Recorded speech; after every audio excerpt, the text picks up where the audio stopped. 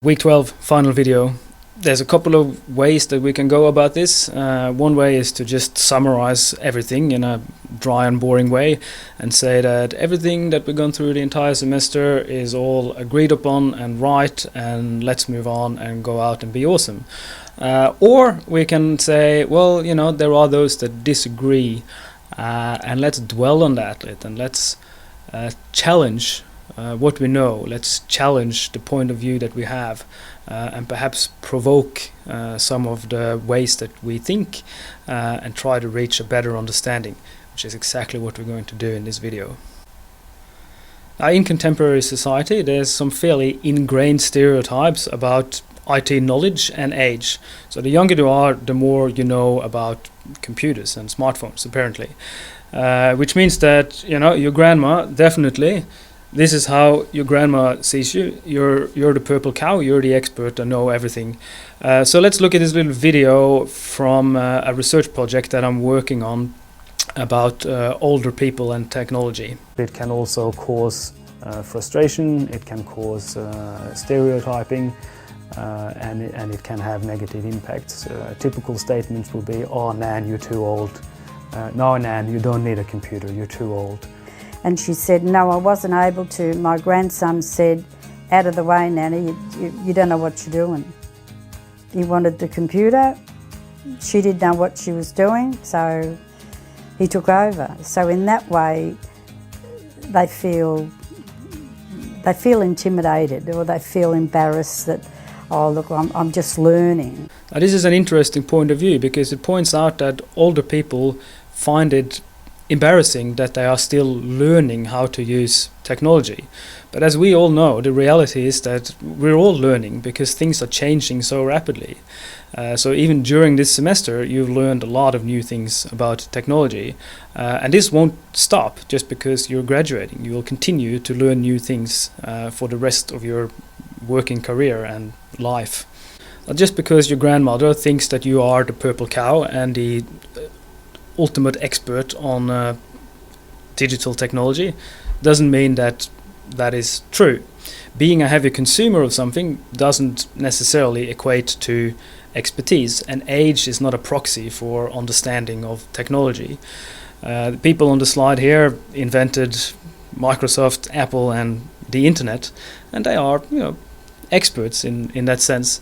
So if you start a professional career and someone assume that you are an expert because you're young, don't take that lightly.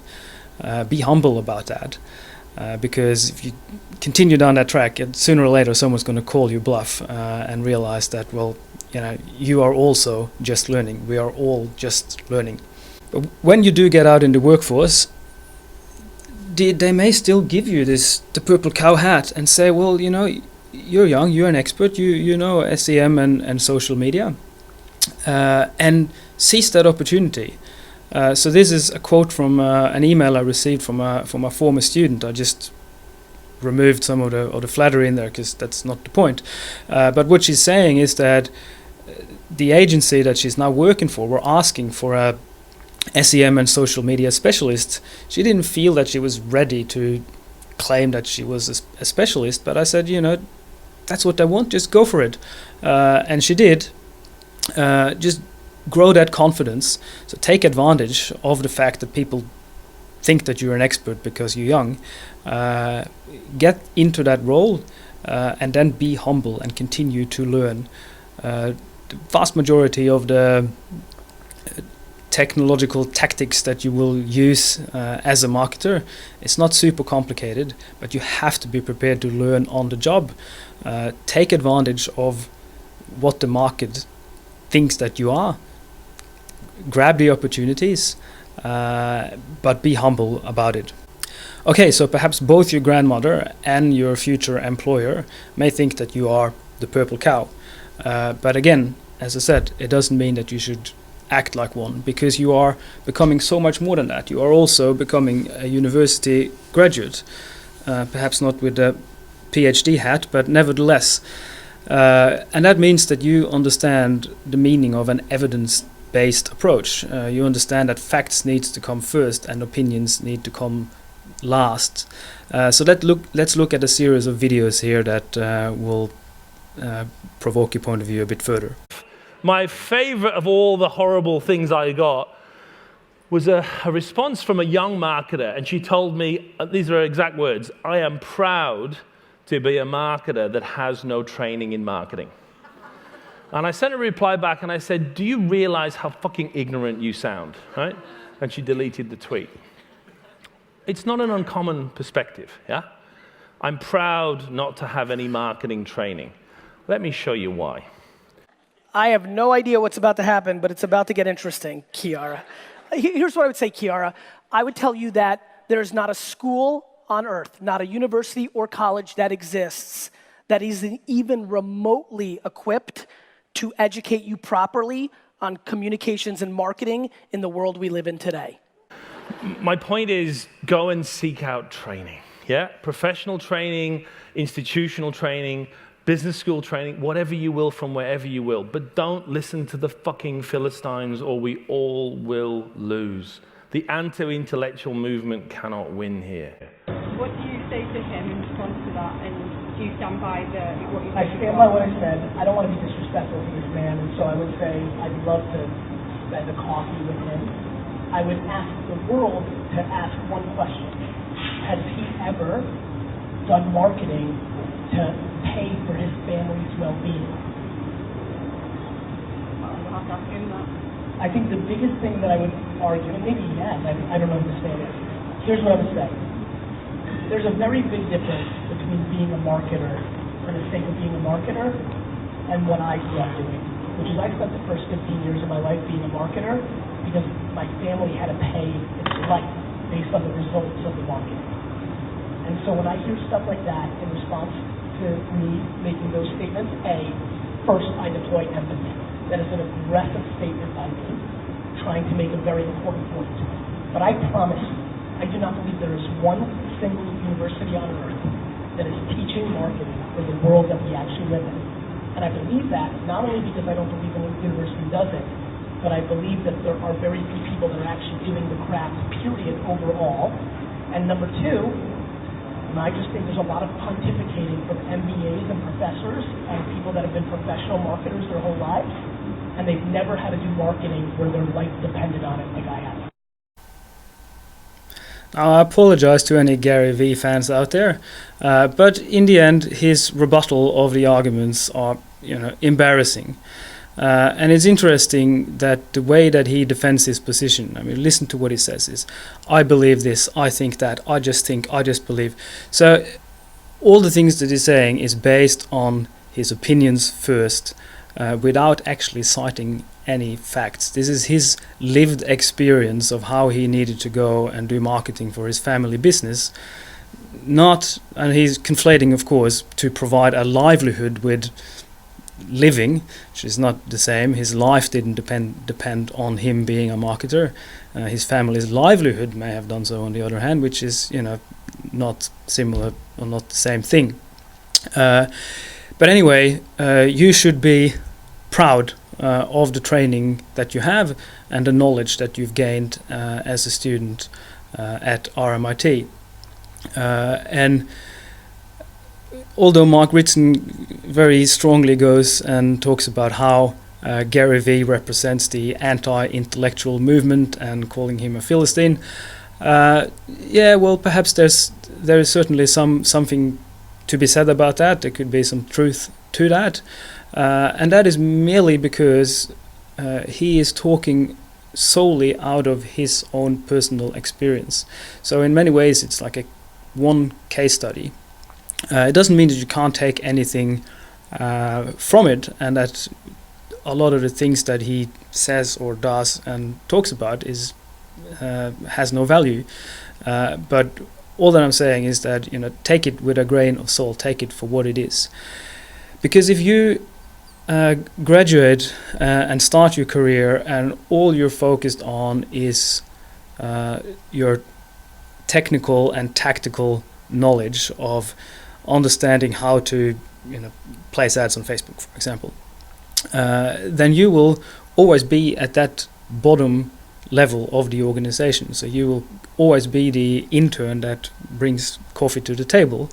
And I would assume that many of you will have higher career aspirations than that. You want to be the one that's up there at the top, working with complex strategies and figuring out overall plans, not implementing at the very bottom of things, not the one that's constantly sitting there writing tweets and coming up with the content plan to already defined strategies. Now you want to be up there making those strategies, and you're not going to get there without demonstrating that you have the knowledge and the training and the understanding to work on those more complex things, and that is what we are teaching you at university.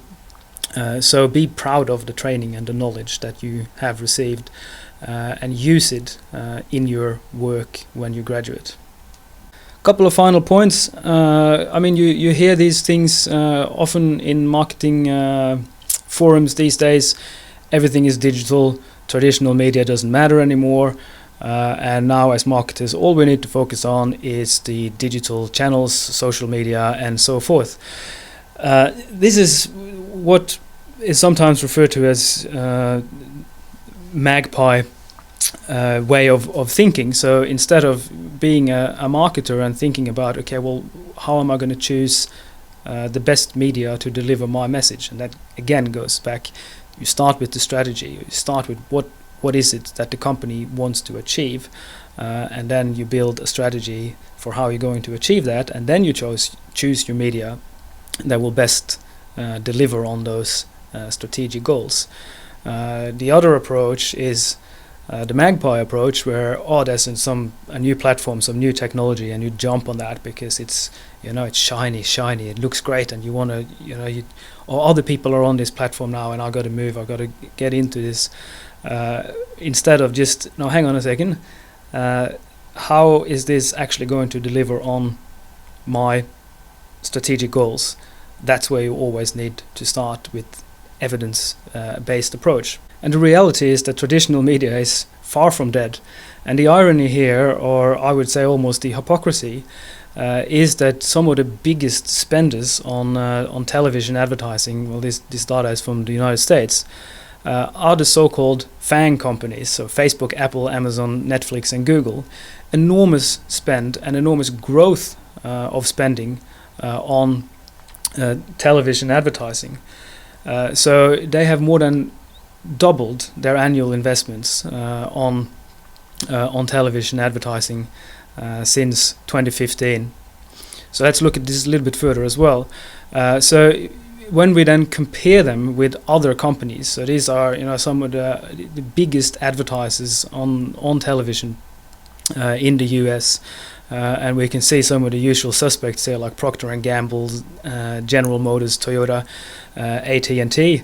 But what we also see is how the FANGs are creeping up there and becoming increasingly big spenders on TV.